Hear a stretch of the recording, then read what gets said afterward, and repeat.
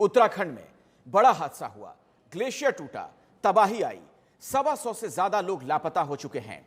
लेकिन इसी बीच बचाव कार्य की कुछ ऐसी तस्वीरें आई हैं जिसे देखने के बाद सुकून का एहसास होता है। टनल में फंसे 15 लोगों को आईटीबीपी के जवानों ने कुछ यूं निकाला। लोगों को दोबारा से जिंदगी मिली है। जमीन के अंदर से जो सही सलामत बाहर निकला, जरा उनकी खुशी देखिए आप। जाहिर है अगर आईटीबीपी के जवान नहीं आते तो इनका बचना मुश्किल था।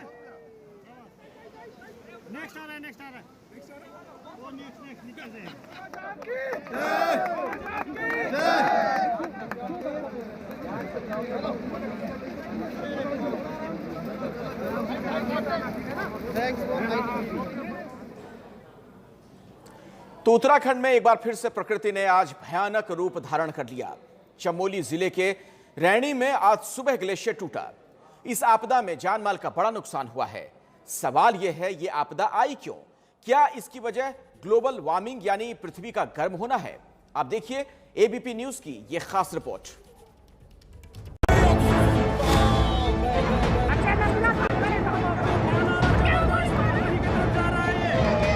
मकाने नदी के किनारे हैं, वो सुरक्षा स्थानों पे जाने का कष्ट करें।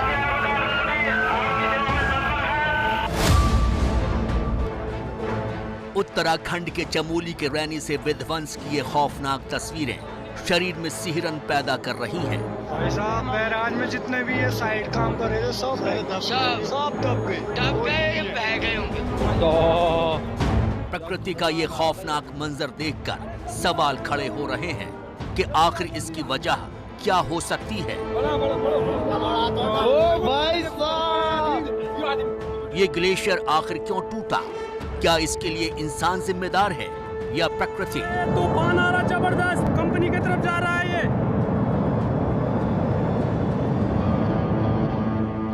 अगर पिछले कुछ सालों के हादसों को देखें तो ज्यादातर पर्यावरणविद और वैज्ञानिक इसके लिए इंसान को ही जिम्मेदार ठहराते हैं।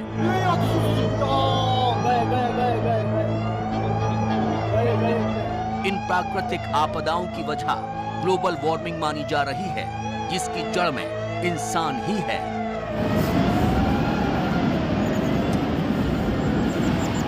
जलवायु परिवर्तन के विश्वव्यापी खतरों के बीच अलग अलग अध्ययनों में ये बात सामने आ चुकी है कि दुनिया के अन्य हिस्सों की तुलना में ग्लेशियर वाले क्षेत्रों में जलवायु परिवर्तन का प्रभाव ज्यादा व्यापक है।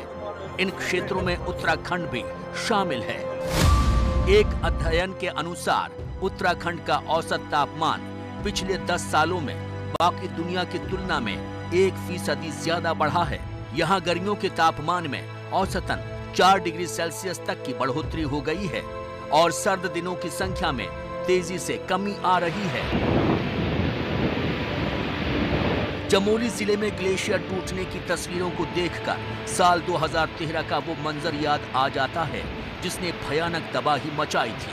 बाढ़ का दृश्य कुछ ऐसा ही दिख रहा है जैसे कि जून 2013 में केदारनाथ त्रासदी के दौरान दिखा था।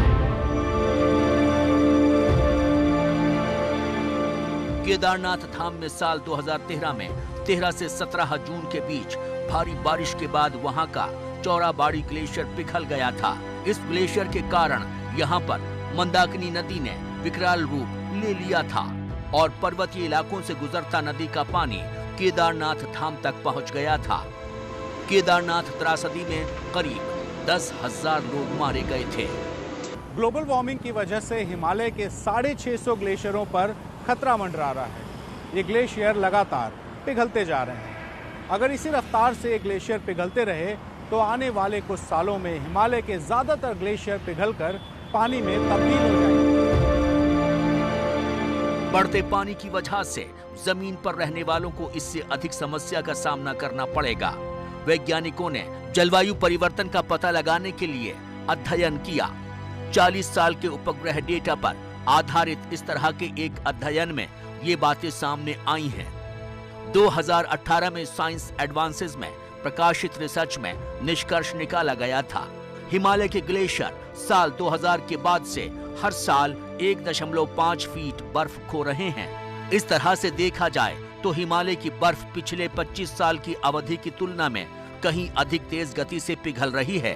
हाल के सालों में ग्लेशियरों से एक साल में इतनी बर्फ पिघल चुकी है, इससे लगभग 8 बिलियन टन पानी पैदा हो चुका है। शोधकर्ताओं ने इसे 3.2 मिलियन ओलंपिक आकार के स्विमिंग पूल द्वारा आयोजित पानी की मात्रा के बराबर बताया था। इस अध्ययन में वैज्ञानिकों ने ग्लोबल वार्मिंग के खतरे की ओर इशारा किया है। अभी तक ग्लेशियरों को जल मीनार कहा जाता था। इसी के साथ जिन जगहों पर सूखा पड़ता था, वहां के लोगों के लिए इन ग्लेशियरों को बीमा पॉलिसी माना जाता था। मगर जिस तरह से ये ग्लेशियर पिघल रहे हैं, उससे खतरा 2 गुना हो रहा है। 2018 में ही International Centre for Integrated Mountain Development की एक रिपोर्ट में चेतावनी दी गई थी कि सदी के अंत तक हिमालय अपनी बर्फ के 1/3 हिस्से तक को खो सकता है। पर्यावरणविदों का कहना है कि उत्तराखंड पेड़ों और पहाड़ों को काटे जाने का खामियाजा भुगत रहा है। पेड़ कटने से इलाके का मौसम भी खुश्क हो जाता है और जलवायु परिवर्तन को बढ़ाता है। इसके अलावा पहाड़ी इलाकों में पेड़ों के कटने से मिट्टी कमजोर हो जाती है और भूस्खलन का खतरा बढ़ जाता है। केदारनाथ त्रासदी के लिए भारी बारिश के साथ साथ अनियंत्रित निर्माण गतिविधियों के लिए पेड़ों और पहाड़ों को काटने को भी जिम्मेदार ठहराया गया था। उत्तराखंड में बढ़ते इंफ्रास्ट्रक्चर प्रोजेक्ट्स और विकास के नाम पर हो रहे निर्माण को लेकर भी कई पर्यावरणविद चिंतित हैं कि ये सब उत्तराखंड के लिए वरदान की जगह अभिशाप न साबित हो जाए। उत्तराखंड ही नहीं बल्कि देश के कई हिस्सों में ग्लोबल वार्मिंग का असर धीरे धीरे दिखाई पड़ना शुरू हो चुका है। देश में कहीं बाढ़ तो कहीं सूखा, ये इसका सीधा सबूत है। आने वाले दिनों में ग्लोबल वार्मिंग की वजह से होने वाली गर्मी को अगर कम नहीं किया गया तो भविष्य में इसके परिणाम भुगतने पड़ सकते हैं। 2019 की चेन्नई की इन तस्वीरों को आप भूले नहीं होंगे। चेन्नई में पीने के पानी की ऐसी किल्लत हुई थी कि पूरा शहर पानी के लिए तरस गया था। बारिश न होने की वजह से परिस्थितियां काफी खराब हो गई थी। नलों में पानी न आने की वजह से लोगों को पानी खरीद कर पीना पड़ गया था। ग्लोबल वार्मिंग की वजह से यहाँ की जमीन के भीतर का पानी लगातार सूख रहा है। प्रकृति का खेल समझिए। इसी चेन्नई शहर में 2015 में इतनी बारिश हुई थी कि पूरा शहर पानी पानी हो गया था। वैज्ञानिकों के मुताबिक चेन्नई में हुई भीषण बारिश गर्म होती धरती का सीधा नतीजा था। हैरानी की बात है कि ग्लोबल वार्मिंग की वजह से एक ही शहर कभी बाढ़ तो कभी सूखे की मार झेलता दिखा। असम, बिहार में बाढ़ की वजह से हर साल लाखों लोग बेघर हो जाते हैं। हर साल यहाँ अरबों रुपए के जानमाल का नुकसान होता है। वैज्ञानिक इस बात की खोज में लगे हैं कि हर साल मानसूनी बारिश इन क्षेत्रों में कैसे बढ़ रही है। ऐसा माना जा रहा है कि ग्लोबल वार्मिंग इसकी एक बड़ी वजह हो सकती है। ग्लोबल वार्मिंग का खतरा सिर्फ भारत में ही नहीं बल्कि पूरी दुनिया में है। यही वजह है कि 2015 में पेरिस समिट में पूरी दुनिया के तापमान को थोड़ा कम करने पर सहमति बनाने की कोशिश की गई है। लेकिन ये कहना जितना आसान है, करना उतना ही मुश्किल।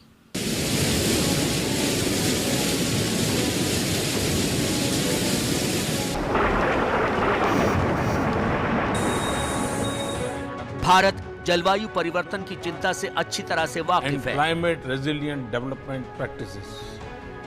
G20 देशों की बैठक के दौरान सामने आई क्लाइमेट ट्रांसपेरेंसी रिपोर्ट 2020 के मुताबिक बढ़ते तापमान की वजह से वर्ष 1999 से 2018 के बीच भारत को 10 लाख करोड़ रुपए से ज्यादा का नुकसान उठाना पड़ा है। देश की जीडीपी पर यदि इसको आंका जाए तो यह करीब 0.25% होता है। ऐसे में क्लाइमेट ट्रांसपेरेंसी के मुताबिक 2015 में हुए पेरिस जलवायु समझौते के तहत भारत ने वादा किया था कि वो 2030 तक अपने कार्बन उत्सर्जन में 33 से 35% तक की कमी लाएगा और इसके लिए ऊर्जा, कचरा, उद्योग, यातायात और वन से जुड़े क्षेत्रों में कदम उठाए जा रहे हैं।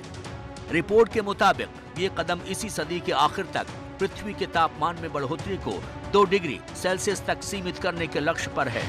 लेकिन पेरिस समझौते में तय 1.5 डिग्री सेल्सियस के लक्ष्य से फिर भी दूर है।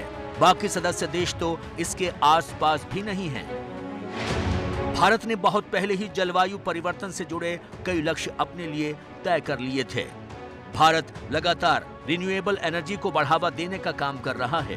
भारत ने जो अपने लक्ष्य तय किए हैं, इनमें साल 2030 तक वातावरण में 30 से 35% तक एमिशन के स्तर को कम करना, गैर जीवाश्म आधारित ऊर्जा के उत्पादन के स्तर को 40% तक पहुंचाना, वातावरण में कार्बन उत्पादन को कम करना। भारत ने अपने लिए वर्ष 2022 तक 175 गीगावाट सौर ऊर्जा का उत्पादन करने का लक्ष्य तय किया है, जिसे वर्ष 2022 से पहले ही हासिल कर लिया जाएगा। इस लक्ष्य को बढ़ाकर वर्ष 2030 तक 550 गीगावाट कर दिया गया है। भारत ने अपने लिए वर्ष 2030 तक 2.6 करोड़ हेक्टेयर बंजर जमीन को दोबारा खेती लायक उपजाऊ बनाने का लक्ष्य भी निर्धारित किया है। साथ ही भारत ने सौर संधि करते हुए 88 देशों का एक समूह बनाया है, ताकि इन देशों के बीच तकनीक का आदान प्रदान आसानी से किया जा सके।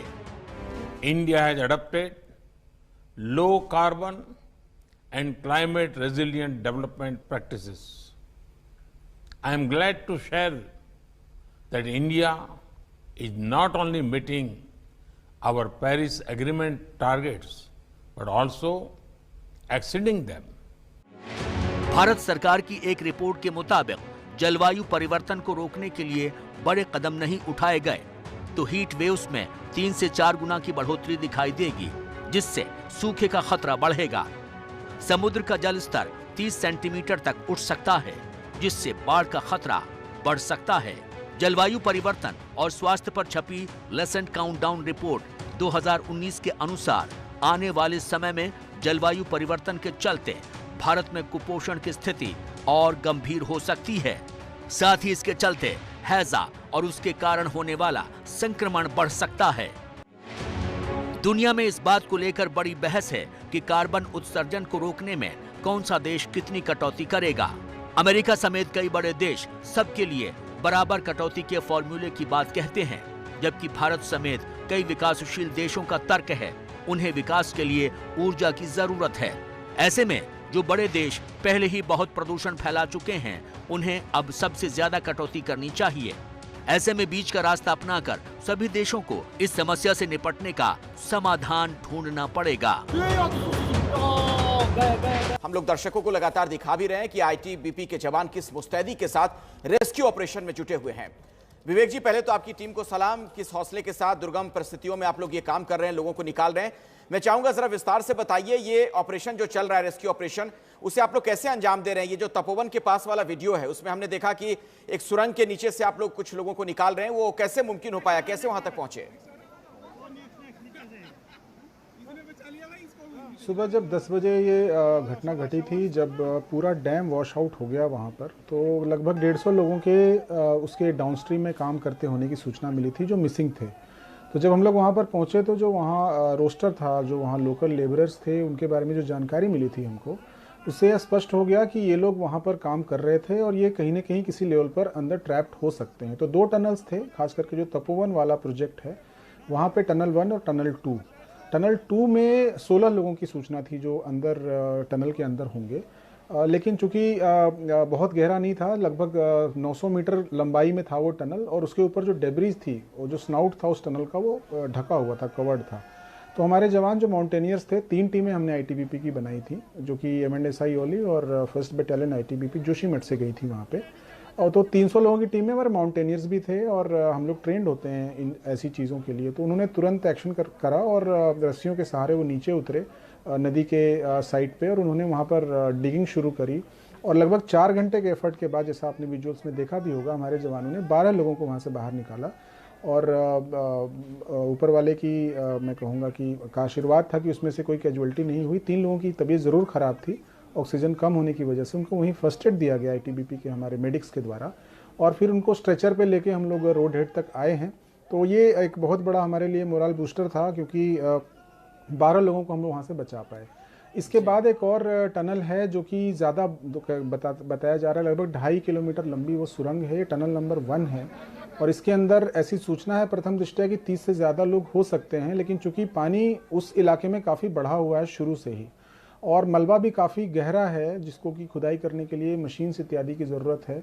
अभी हमारी जो टीम है, हमारे सीनियर ऑफिसर्स हैं, वो घटनास्थल पर मौजूद हैं और बहुत जल्दी हम उस टनल के अंदर भी जाने का प्रयास कर रहे हैं और भी लोगों को निकालने की हमारी कोशिश रहेगी। हमारी कोशिश है कि हम ज़्यादा से ज़्यादा लोगों को सही सलामत वहाँ से निकालें। ये दूसरे वाले टनल की जो बात आप कर रहे हैं विवेक कुमार जी, ये कहाँ पर है? ये भी वही है, तपोवन के पास ही है, डैम के पास? जी हाँ, इसी जो डैम है उसी से लगभग थोड़ा आगे नदी के साथ ही वो टनल है। बिकॉज आपको मालूम होगा कि जब ये पावर प्रोजेक्ट्स बनते हैं हिमालयन रीजन में, तो टनल्स के माध्यम से टरबाइंस तक पानी पहुंचाया जाता है और वहाँ से बाकी पानी बाहर आता है बिजली उत्पादन होने के बाद। तो इन टनल्स पे काम चल रहा था और ये जो टनल था, सबसे लंबा टनल आप कह सकते हैं उस पर्टिकुलर एरिया में, जिसमें कि लोग काम कर रहे थे अंदर।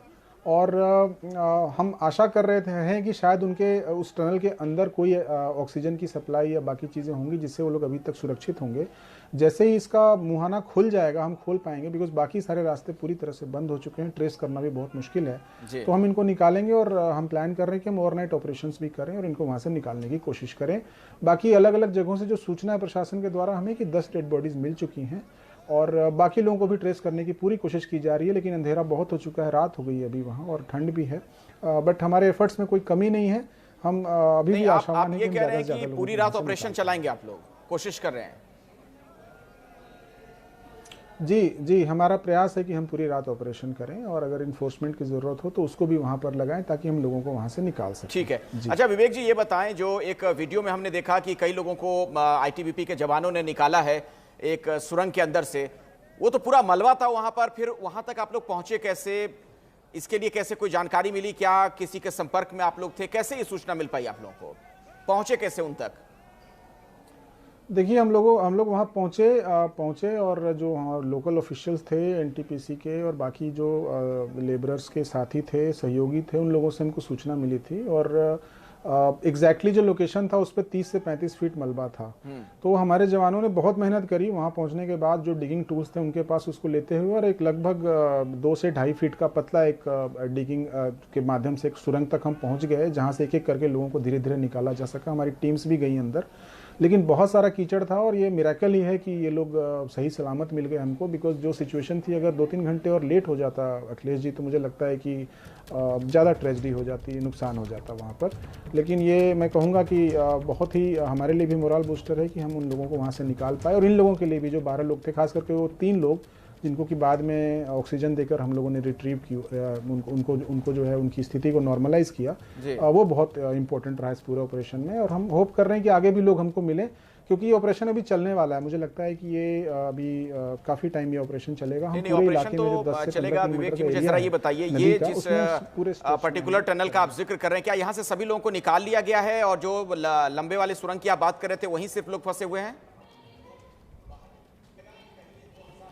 हाँ जी, अभी जो हमको सूचना है, अगर हम ट्रैप लोगों की बात करें तो सिर्फ ये एक सुरंग है, जो लंबे वाली सुरंग है, वहाँ पर लोगों के फंसे होने की सूचना है और बाकी लोग नदी के बहाव में ही बहे हैं, या फिर हो सकता है वो ये केन प्रकार कहीं और निकल गए होंगे, जिनको ढूंढने के प्रयास किए जा रहे हैं। इसके अलावा अब और भी कोई ऐसा कोई पॉइंट नहीं है जहाँ पर बहुत बड़े लेवल पर किसी रेस्क्यू ऑपरेशंस की ज़रूरत है। हमको ढूंढना होगा लोगों को जो कि मिसिंग है अभी वहाँ पर, उसकी कार्रवाई अभी चलेगी। अच्छा, आप दूसरी सुरंग तक पहुँच गए, पहली सुरंग से तो लोगों को आपने निकाल दिया, वहां पर किस तरीके से ऑपरेशन आप लोग अब चलाने वाले हैं? दूसरी सुरंग की बात की जाए, क्योंकि आप खुद कह रहे हैं कि वहां पर ज्यादा चुनौतियां हैं, वहां पर पानी बहुत ज्यादा भरा हुआ है अंदर। जी, पानी भी ज़्यादा भरा हुआ है और साथ ही साथ वहाँ पर जो अभी शाम के टाइम पे वाटर लेवल पहाड़ों में, नदियों में बढ़ जाता है, तो उस इलाके में चूँकि मलबा ऑलरेडी बहुत ज़्यादा है और नदी के साथ और भी मलबा आने की संभावना रहती है। जब भी ऐसा फ्लैश फ्लड होता है तो आपको फिर से पानी बढ़ने की संभावना होती है।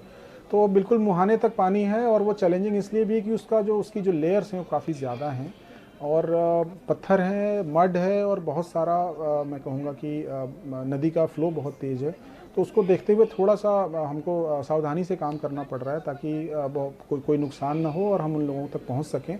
ये एक मुझे लगता है कि एक ऐसा पॉइंट है जिसको हम लोगों को, जो हमारे लिए बहुत चैलेंजिंग है अभी, बट होपफुली मशीनों की सहायता से बड़े मशीनें लगाई जा रही हैं और जैसे ही डेब्रिज का कुछ पार्ट हटेगा, हम अंदर जाने में सफल हो गए तो हम लोगों को निकाल पाएंगे, ऐसी हमारी आशा है।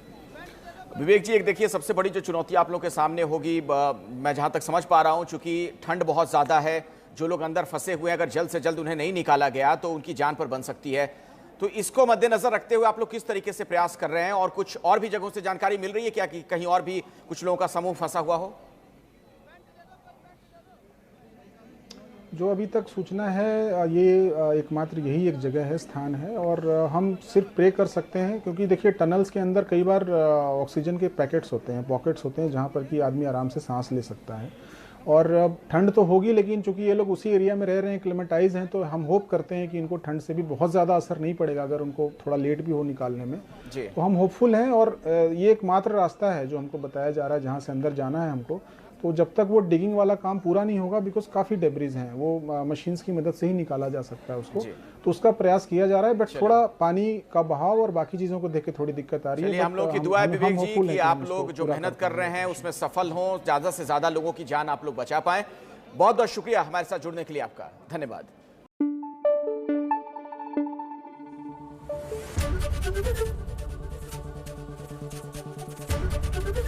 एबीपी न्यूज आपको रखे आगे।